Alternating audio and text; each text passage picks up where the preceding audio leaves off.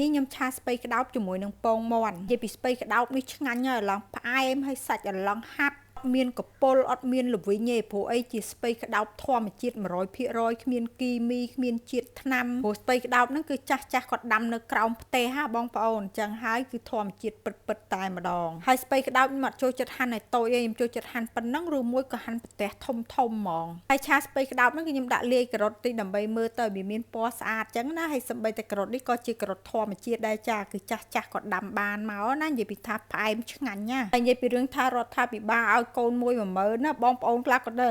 ទៅថាមានកូនច្រើនក៏ល្អយកកូនថែមទៀតទៅអូយបងប្អូនពេលដែលយើងមើលកូនចិញ្ចឹមកូនដោយផ្ទាល់ដៃដោយខ្លួនឯងណាយើងហត់ខ្លាំងណាដល់ឃើញលុយក៏លែងចង់បានដែរអាយុខ្ញុំច្រើនណាបងប្អូនមិនមែនអាយុតិចទេណាអញ្ចឹងហើយខ្ញុំអត់ត្រូវការកូនទៀតទេវ័យនេះគឺខ្ញុំត្រូវការសម្រាប់ឯងខ្ញុំអត់ចង់នៅមើលក្មេងទៀតទេមើលក្មេងគឺមិនស្រួលទេហត់ខ្លាំងណាស់អញ្ចឹងហើយចង់មានកូនមានចៅអីមានពីក្មេងទៅទាន់មានកម្លាំងមើលថែកូនណាតែពេលយើងចាស់ទៅកូនធំអស់យើងក៏រៀងស្រួលខ្លួនដែរតែបើសិនជារដ្ឋាភិបាលថាអូអ្នកមានកូនឲ្យម្នាក់1លានឬមួយក៏500000អាហ្នឹងប្រហែលជាបថយយក2អីទៀតហើយព្រោះអីវ័យម៉ែអាឡុងនៅអាចផលិតមនុស្សបានទៀតដែរតើបងប្អូនហើយអ្នកដែលគាត់ថាយកកូនឲ្យច្រើនទៅល្អតែកូនល្អទៅបើសិនជាកូនអត់ល្អអីហ្នឹងម៉ែឪសង់ដើរស្រាតខ្ញុំប្រាប់ទៅអ្នកដែលជួបកូនមានបញ្ហានេះបញ្ហានោះបានយល់អារម្មណ៍ហ្នឹងថាវាពិបាកប៉ុណ្ណាបងប្អូនចឹងហើយមិនចេះថាអូមានកូនច្រើន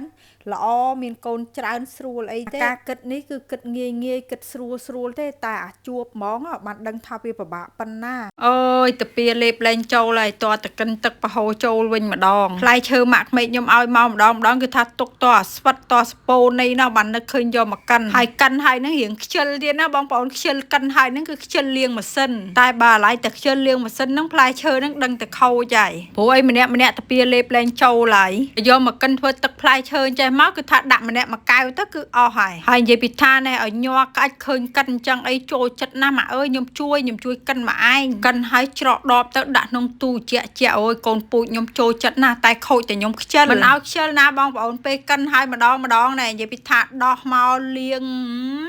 ខ្ជិលដែរហ្នឹងយូរកិនម្ដងបានហើយកិនរាល់ថ្ងៃខ្ជិលលាងខ្ជិលដោះតែគេថាទឹកផ្លែឈើហ្នឹងបានតែយើងកិនភ្លាមញ៉ាំភ្លាមល្អបើយើងកិនហើយយើងទុកក្នុងទូក្នុងអីវាឡើងជាតិស្ករអញ្ចឹងកិនហើយភ្លាមហ្នឹងញ៉ាំភ្លាមតែបើថាចង់ជាអីហ្នឹងថែមតកកទៅខ្ញុំមិនសូវជាញ៉ាំទេយូរខ្ញុំញ៉ាំម្ដងនឹកឃើញចង់ញ៉ាំទៅយកពីផ្ទះម៉ាក់ក្មេកខ្ញុំទៅព្រោះអីផ្លែក្រូចផ្លែប៉ោមហ្នឹងគឺម៉ាក់ក្មេកខ្ញុំគាត់សែនអញ្ចឹងផ្ទះគាត់គឺថាសម្បូរផ្លែឈើមែនតើព្រោះគាត់សែនរាល់អាទិត្យតែរបស់សែនអញ្ចឹងក៏គាត់ហ៊ានឲ្យមកដែរតើថាខ្ញុំចង់បានមិនគាត់ឲ្យវីដេអូនេះគឺថាធ្វើតាមអារម្មណ៍មុនដំបូងគឺថាអត់ថតទេតែទៅពេលឆាខ្ទឹមម្ទេសហើយហ្នឹងក៏នឹកឃើញចង់ថតវិញភាសាអីការឆាបង្គាបែបនេះគឺខ្ញុំអត់សាធ្វើមែនតើអញ្ចឹងវីដេអូក៏ច្រើនដែរអញ្ចឹងហើយធ្វើឲ្យខ្ញុំខ្ជិលនឹងថតទៀតតែក៏នឹកឃើញថាអ្នក follow ថ្មីពេលខ្លះគាត់បានឃើញ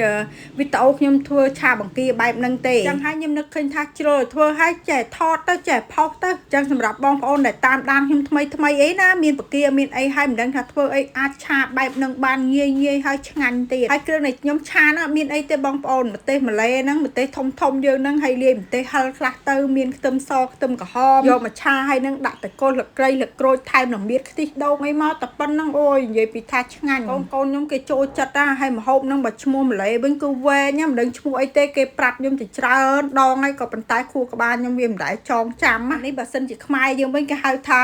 បង្គាឆាខ្ទិះហើយព្រោះអីវាមានខ្ទិះដូងខ្ទិះអីតំណងម្ហូបហ្នឹង